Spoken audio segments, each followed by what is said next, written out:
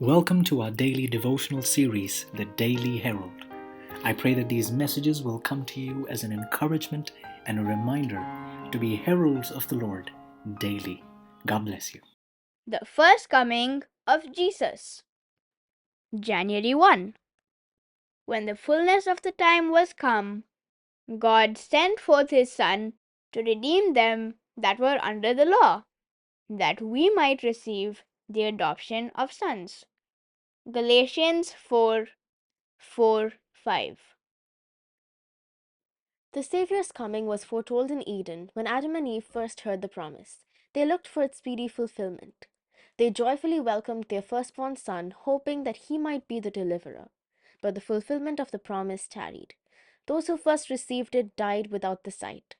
From the days of Enoch, the promise was repeated through patriarchs and prophets, keeping alive the hope of his appearing, and yet he came not. The prophecy of Daniel revealed the time of his advent, but not all rightly interpreted the message. Century after century passed away.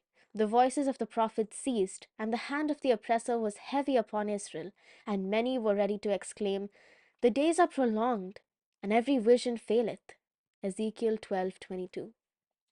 But like the stars in the vast circuit of their appointed path, God's purposes know no haste and no delay. Through the symbols of the great darkness and the smoking furnace, God had revealed to Abraham the bondage of Israel in Egypt, and had declared the time of their sojourning should be 400 years. Afterward, he said, they shall come out with great substance. Genesis 15:14.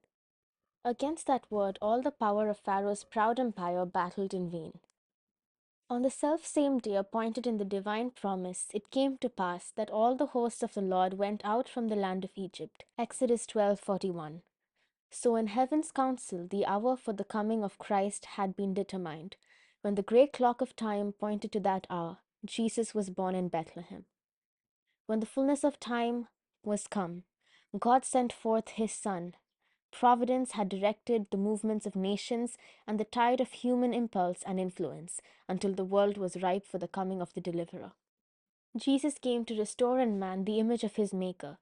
None but Christ can fashion anew the character that has been ruined by sin. He came to lift us up from the dust, to reshape the marred character after the pattern of his divine character, and to make it beautiful with his own glory.